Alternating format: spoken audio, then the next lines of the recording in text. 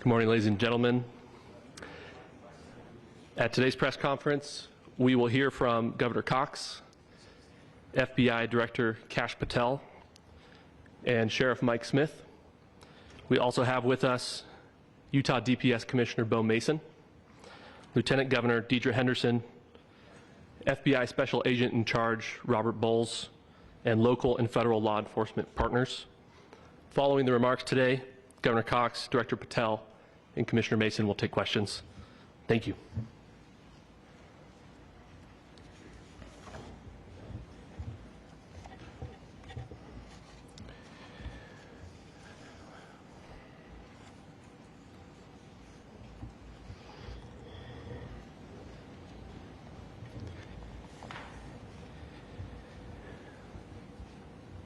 Good morning, ladies and gentlemen.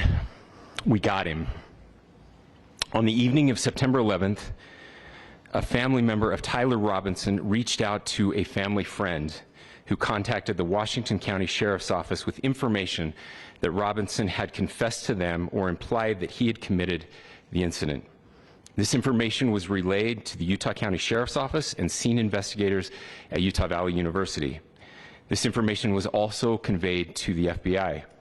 Investigators reviewed additional video footage from UVU surveillance and identified Robinson arriving on UVU campus in a gray Dodge Challenger at approximately 8:29 a.m. on September 10th, in which he is observed on video in a plain maroon t-shirt, light-colored shorts, a black hat with a white logo, and light-colored shoes. When encountered in person by investigators in Washington County on September 12th in the early morning hours, Robinson was observed in consistent clothing with those surveillance images. Investigators interviewed a family member of Robinson who stated that Robinson had become more political in recent years.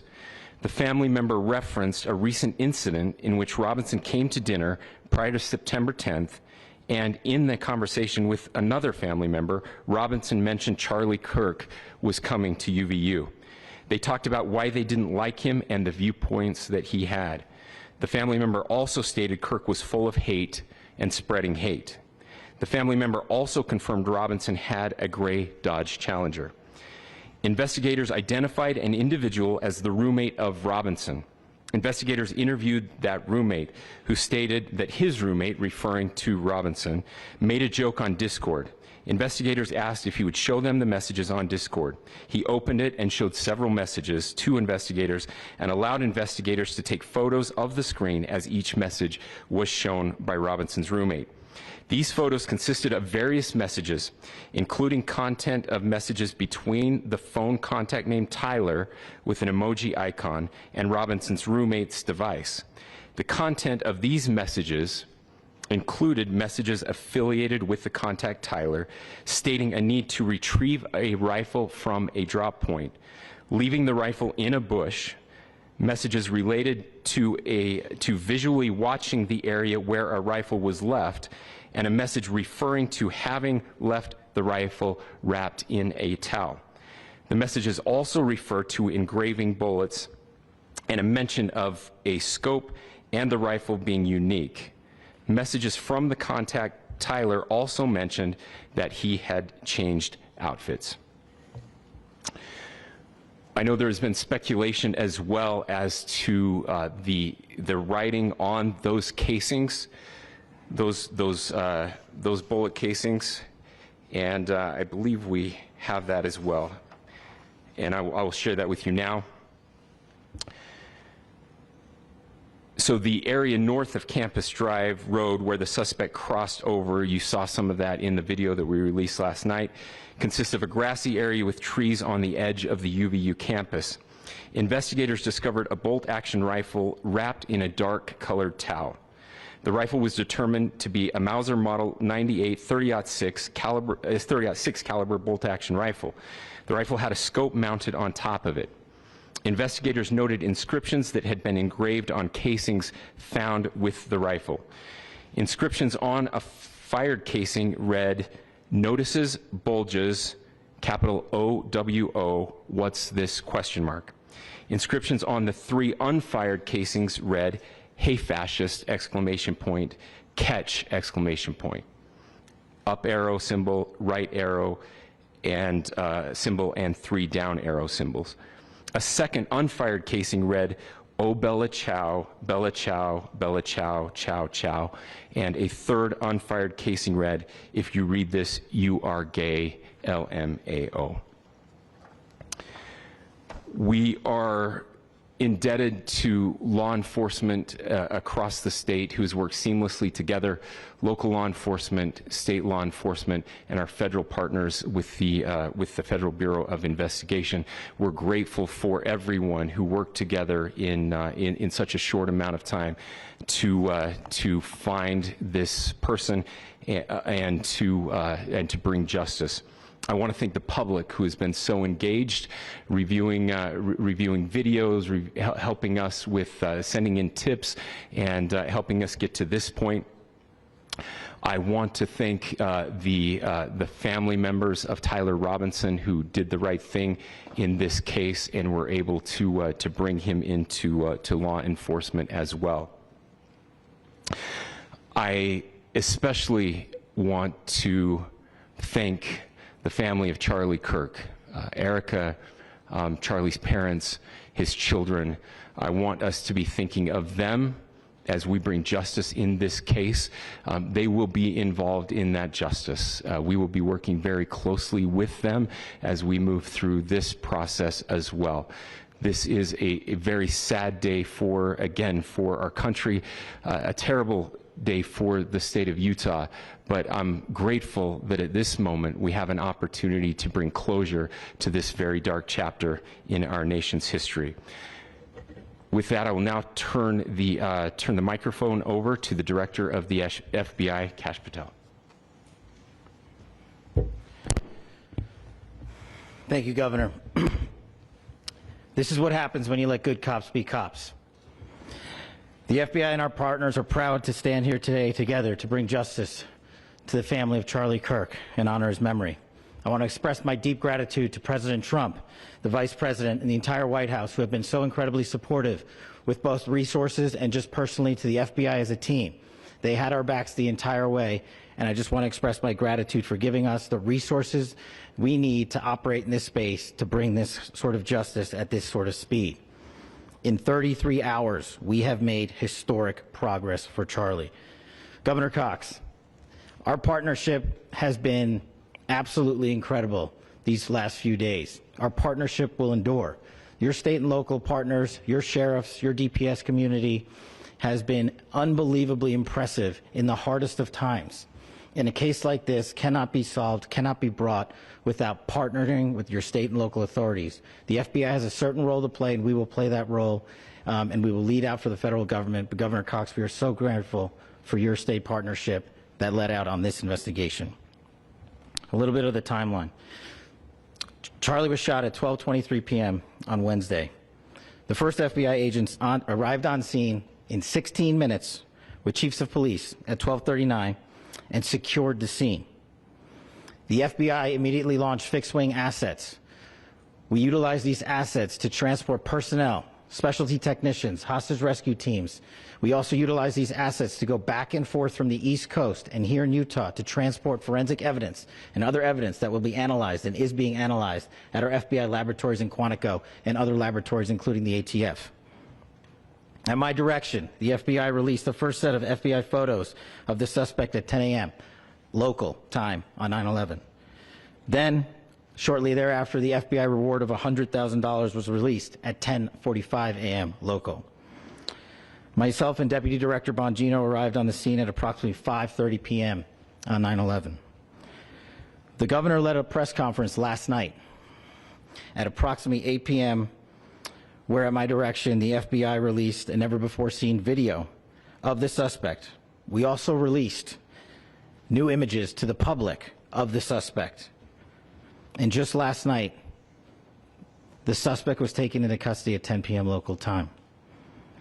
In less than 36 hours, 33 to be precise, thanks to the full weight of the federal government and leading out with the partners here in the state of Utah and Governor Cox, the suspect was apprehended in a historic time period.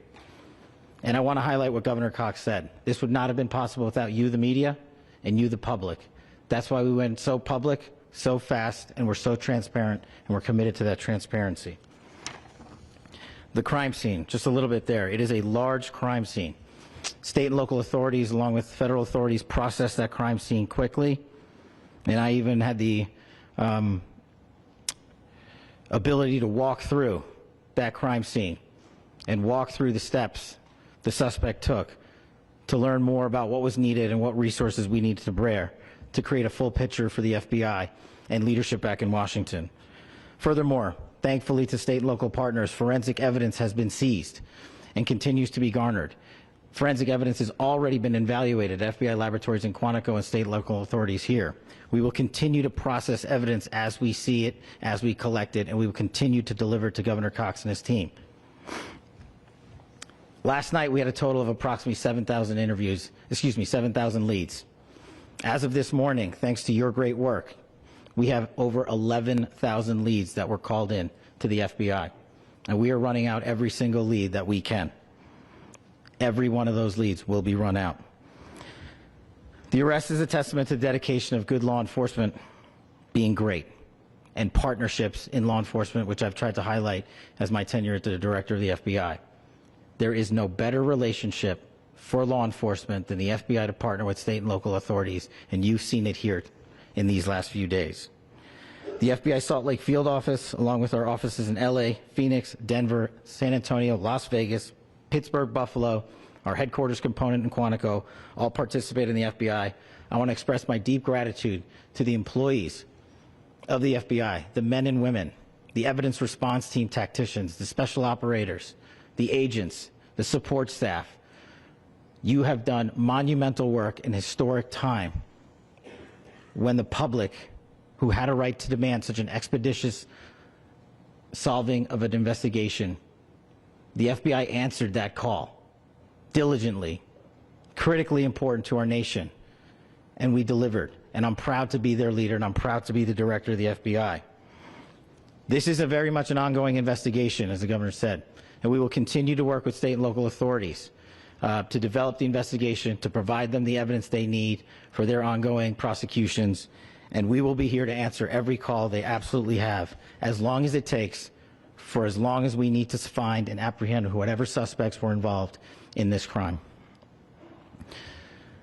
Lastly, to my friend Charlie Kirk, rest now, brother. We have the watch, and I'll see you in Valhalla.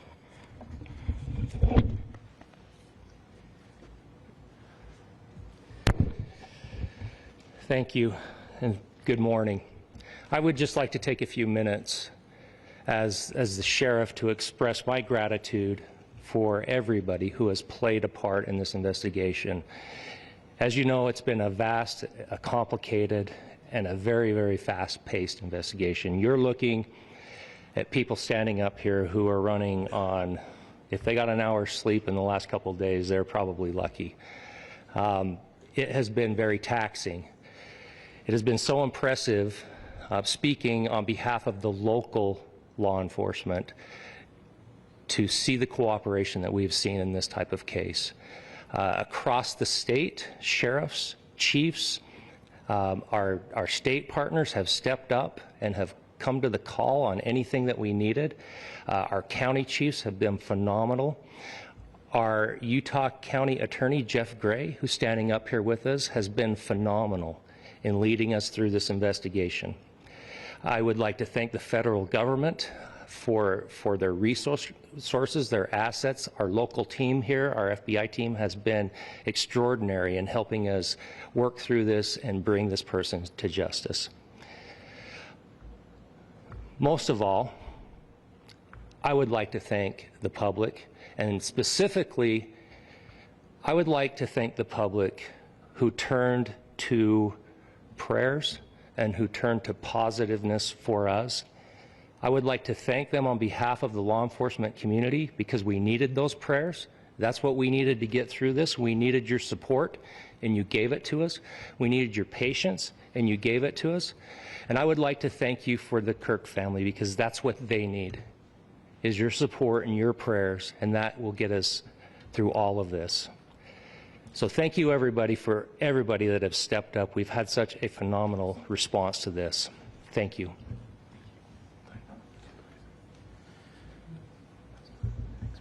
I also want to give a special thanks to the Attorney General and the Department of Justice. Their unwavering support and their commitment to justice is shown true here. And without AG Bondi and Deputy Attorney General Todd Blanche and the resources they brought to bear, we would not have been able to complete our mission. And I just want to say special thanks. It's an honor to be a part of the Department of Justice. Thank you again to our incredible law enforcement team who has worked so hard. Sheriff, I got a solid 90 minutes last night, so I'm probably the most well-rested person up here. Ladies and gentlemen, I get the microphone, so I hope you'll permit me a moment just to share a few more thoughts about where we are and how we got here, and maybe a little bit of where we go from here. I don't want to get too preachy, but I think it's important that we, with eyes wide open, understand what's happening in our country today. I've heard people say, well, why are we so invested in this? There's violence happening all across our country, and violence is tragic everywhere. And every life taken is a child of God who deserves our love and respect and dignity. This is certainly about the tragic death, political assassination of Charlie Kirk. But it is also much bigger than an attack on an individual. It is an attack on all of us. It is an attack on the American experiment. It is an attack on our ideals. This cuts to the very foundation of who we are, of who we have been, and who we could be in better times. Political violence is different than any other type of violence for lots of different reasons. One, because in the very act that Charlie championed of expression, that freedom of expression that is enshrined in our founding documents, in having his life taken in that very act, makes it more difficult for people to feel like they can share their ideas, that they can speak freely. We will never be able to solve all the other problems, including the violence problems that people are worried about, if we can't have a clash of ideas safely and securely. Especially those ideas with which you disagree. That's why this matters so much. Over the last 48 hours, I have been as angry as I have ever been, as sad as I have ever been. And it was, as anger pushed me to the brink, it was actually Charlie's words that pulled me back. I'd like to share some of those. And specifically right now, if I could, I need to talk to the young people in our state, in my state, and all across the country. As President Trump reminded me, he said, you know who really loved Charlie? The youths. And he's right. Young people loved Charlie, and young people hated Charlie. And Charlie went into those places anyway. And these are the words that have helped me. Charlie said, when people stop talking, that's when you get violence. He said, the weak can never forgive. Forgiveness is the attribute of the strong. The only way out of the labyrinth of suffering is to forgive. Welcome without judgment, love without condition, forgive without limit. He said, always forgive your enemies. Nothing annoys them so much. A few months ago, I referenced this last night, Charlie posted to social media, when things are moving very fast and people are losing their minds, it's important to stay grounded. Turn off your phone, read scripture, spend time with friends, and remember, internet fury is not real life. It's going to be okay. He again said, when you stop having a human connection with someone you disagree with, it becomes a lot easier to commit violence. He said, what we as a culture have to get back to is being able to have a reasonable agreement, where violence is not an option. Now, again, to my young friends out there, you are inheriting a country where politics feels like rage. It feels like rage is the only option. But through those words, we have a reminder that we can choose a different path. Your generation has an opportunity to build a culture that is very different than what we are suffering through right now. Not by pretending differences don't matter, but by embracing our differences and having those hard conversations. I think we need more moral clarity right now. I hear all the time that words are violence. Words are not violence. Violence is violence.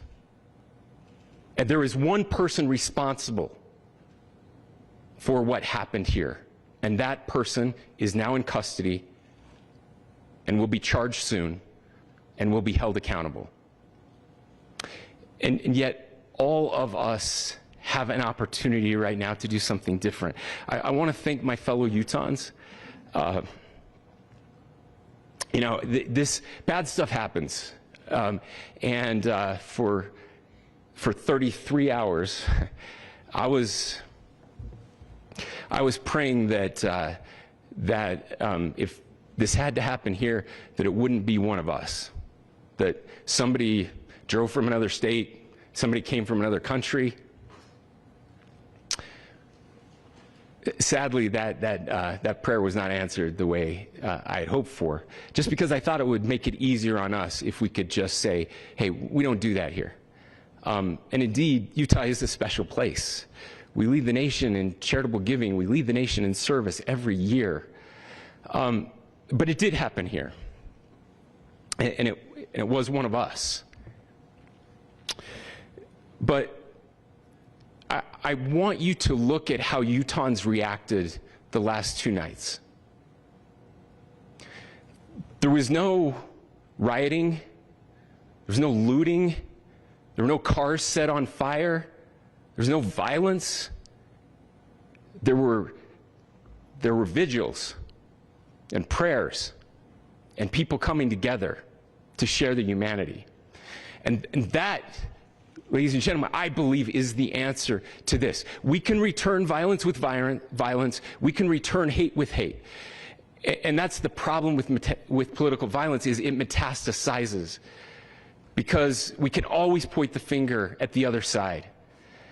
And at some point, we have to find an off-ramp, or it's going to get much, much worse. But see, these are choices that we can make. History will dictate if this is a turning point for our country. But every single one of us gets to choose right now if this is a turning point for us. We get to make decisions. We have our agency.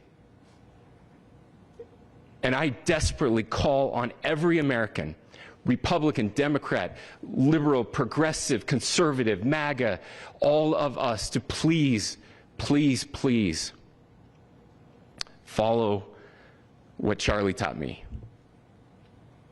I'll just conclude with words I share often from a friend and author, Yuval Levin, who was asked if he was optimistic about our country. And he said, I'm not optimistic. He said, I hate optimism. Like, that sounds bad. But he said, optimism is a vice. It's this idea that good things are just going to happen. And he said, in the history of the world, good things have never just happened. He says, I'm not optimistic, but I am hopeful. And hope is the virtue that sits between the vices of optimism and pessimism. Hope is the idea that good things are going to happen because we can make them so.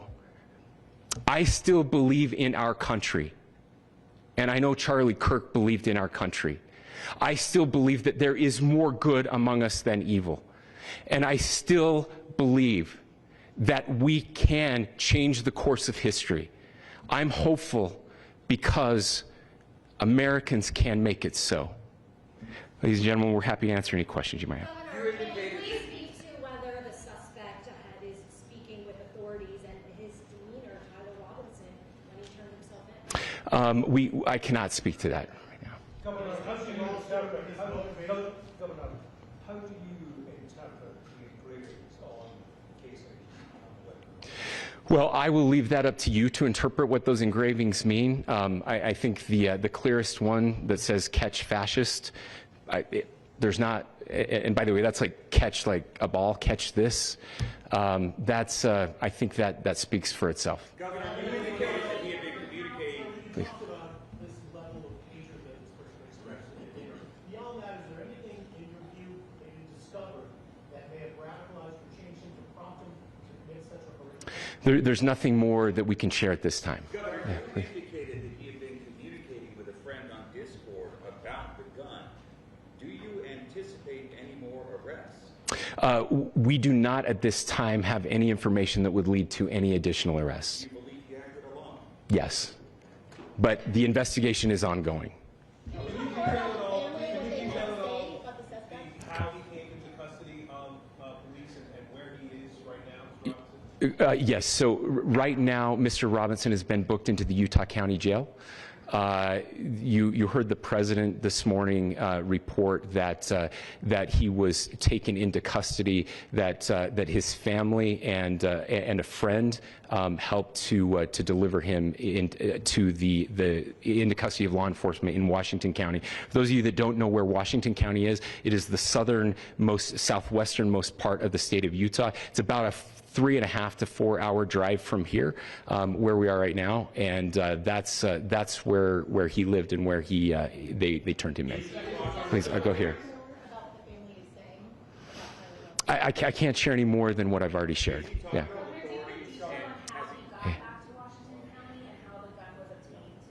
So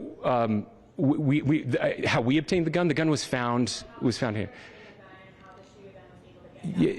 So I don't have much more details on that. We do know that he drove. We had his car here on campus, and then we had his car going south back to the St. George.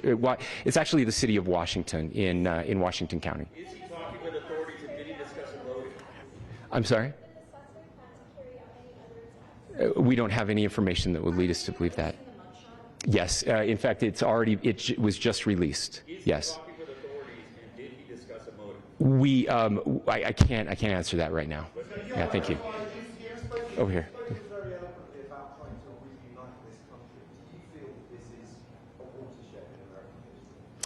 I absolutely believe that this is a watershed in American history, yes. The question is what kind of watershed? And that chapter remains to be written. Is this the end of a dark chapter in our history or the beginning of a darker chapter in our history? Look, I mean, if you look at true political assassinations in this country of someone of this stature, this feels a lot like the late 60s. And having one so gruesomely displayed on camera in all of our hands and in all of our pockets, we are not wired as human beings, biologically, historically. We have not evolved in a way that we are capable of processing those types of violent imagery. And by the way, we've seen another one with a gruesome stabbing very recently that went viral. This is not good for us. It is not good to consume. Social media is a cancer on our society right now. And I would encourage, again, people to log off, turn off, touch grass, hug a family member, go out and do good in your community. That is happening, and it's happening organically right now. I had a friend in a small city in Utah who said, we're getting together, the Republicans and Democrats in my little town are getting together to have a discussion tonight, last night, just to find a way to find their better angels. So yes, this could be, I mean, again, you have to go back to JFK to have seen a video live of something like this happening. I wasn't born until 1975, but I know that things were really dark in the late 60s. Sorry to some of you. I know some of you were there. This is our moment. Do we escalate, or do we find an off-ramp? And again, it's a choice. It's a choice, and every one of us gets to make that choice. Two more questions right here. Could we clarify that the release of those enhanced images at 8 p.m., the timeline that Director Patel gave us, led to the arrest at 10 p.m.? Is there a direct connection between those two events? I cannot comment if there is a direct connection or not, but all I can say is that that through some process, the family came to know that this had happened. One more thing, Governor. Could you just clarify the clothing issue you mentioned earlier? Was he changing outfits? Correct. Yes, yes. So, so when he's first spotted on campus, he has different clothing on, and then he changes clothing on the roof, and then changed back into that clothing at some point, so that when he was apprehended, when he was arrested, the clothing matched the clothing he had on before the shooting here at UVU. Last question here. Yes. The suspect was from Utah. Can you kind of tell us a little bit more about where, and was he a student here at the scene, and is there any history of mental illness? Yeah. So. I don't have any information on the mental illness part. He was not a student here at UVU. He was living and had lived for a long time with his family in Washington County, in the southernmost part of our state. Thank you, everyone, for your great work in getting this information out. I will just say, process-wise, this may be important. I know many of you aren't familiar with the process in Utah. I think it's important that you understand that. Basically, we have 3 days for charging documents to be filed. A CI will be filed. We'll have more information then, more detailed information, as those charging documents are filed in preparation for a preliminary hearing. So 3 days. So we would anticipate then that early next week those charging documents will be filed. We will obviously be working. The county attorney will be working very closely with Mr. Kirk's family as those documents and decisions are prepared and made. Thanks, everyone.